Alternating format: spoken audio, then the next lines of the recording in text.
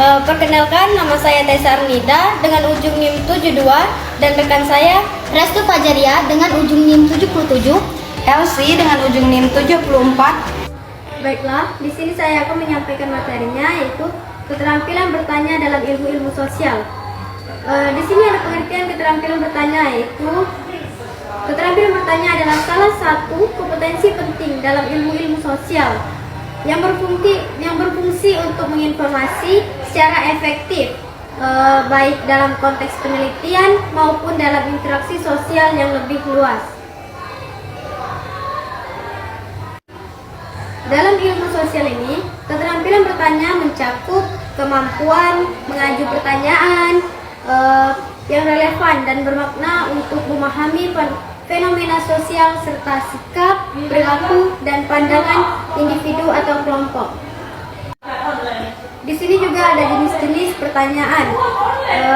Dalam ilmu-ilmu sosial, keterampilan bertanya tidak terbatas pada sekedar kemampuan atau pengajuan pertanyaan, tetapi juga pemahaman tentang jenis-jenis pertanyaan yang sesuai dengan tujuan pengumpulan data atau komunikasi.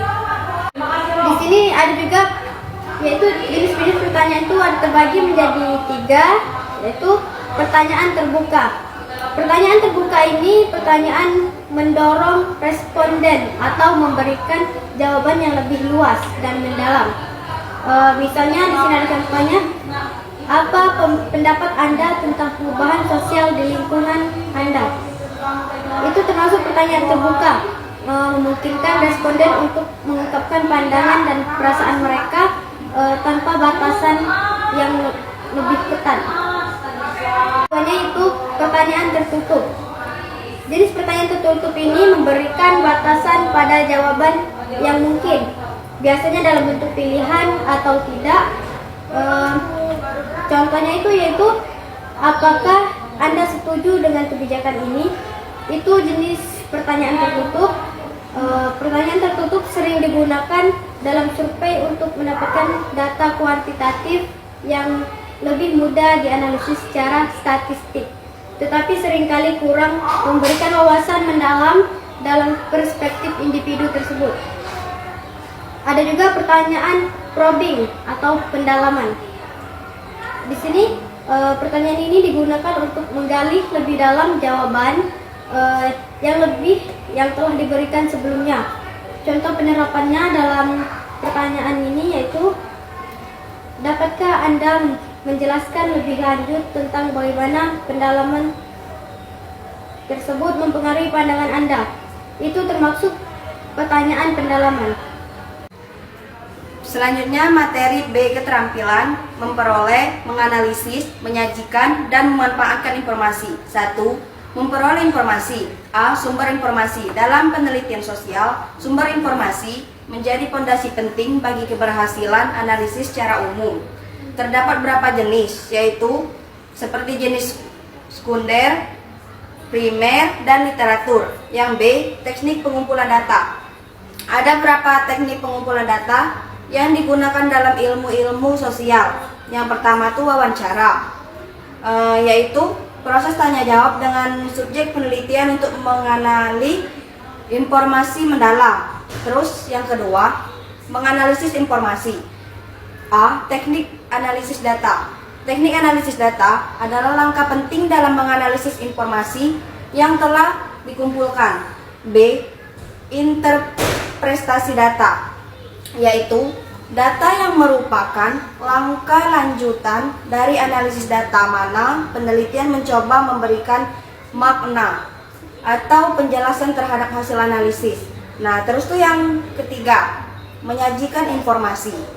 Ada bentuk penyajian, informasi yang telah dianalisis harus disajikan dengan cara mudah dan mudah untuk dipahami. Terus tuh yang ke B, prinsip penyajian. Dalam menyajikan informasi penting untuk memperhatikan beberapa prinsip agar informasi tersebut efektif dan mudah dipahami. Dan yang terakhir, memanfaatkan informasi. Nah, memanfaatkan informasi itu, keterampilan memanfaatkan informasi sangat penting. Tidak hanya dalam konteks akademik, tetapi juga dalam kehidupan sehari-hari. Selanjutnya, C. Keterampilan menyusun dan menguji generalisasi. Yang pertama, pengertian generalisasi. Generalisasi dalam ilmu sosial adalah proses menyimpulkan atau membuat pernyataan umum yang dapat diterapkan pada kelompok atau populasi yang lebih luas berdasarkan data atau observasi dari sampel tertentu. Generalisasi memungkinkan peneliti untuk menarik kesimpulan yang lebih luas dengan memperhatikan pola-pola yang muncul dalam data, sehingga informasi yang diperoleh dari sampel dapat digunakan untuk memberikan pemahaman yang lebih menyeluruh tentang fenomena sosial yang lebih besar. Selanjutnya yang kedua, proses menyusun generalisasi.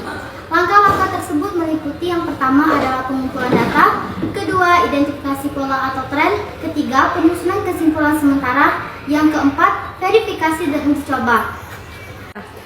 Tiga adalah menguji generalisasi. Setelah menyusun generalisasi, langkah selanjutnya adalah menguji validitas dan realitasnya. Pengujian ini bertujuan untuk memastikan bahwa generalisasi tersebut benar-benar dapat menggambarkan populasi secara akurat. A. Validitas generalisasi. Validitas mengacu pada seberapa akurat generalisasi tersebut dalam menggambarkan populasi. Untuk menguji validitas generalisasi, peneliti dapat menggunakan teknik statistik seperti uji atau analisis varians tergantung pada jenis data yang digunakan. B. Reliabilitas generalisasi. Reliabilitas mengacu pada konsistensi generalisasi tersebut jika penelitian diulang dalam kondisi yang sama. Generalisasi yang reliable adalah yang memberikan hasil yang serupa apabila diulangi pada sampel atau waktu yang berbeda. Baik, di sini ada pun kesimpulannya, yaitu keterampilan bertanya adalah alat yang esensial dalam menggali informasi yang relevan dalam penelitian sosial. Dengan mengajukan pertanyaan yang tepat, penelitian yang dapat memperoleh wawasan yang lebih dalam mengenai fenomena sosial dan memahami konteks di balik sikap dan perilaku individu. Hal ini sangat penting untuk mencapai pemahaman yang komprehensif mengenai berbagai isu sosial yang kompleks. Selain itu, kemampuan untuk memperoleh, menganalisis, dan mengkaji informasi secara efektif juga krusial. Baiklah, itu saja yang dapat kami sampaikan. Baiklah, inilah yang dapat kami sampaikan. Apabila ada kata salah, kami mohon maaf. Kepada Allah kami mohon ampun. Wabillahi taufiq wal hidayah. Wassalamualaikum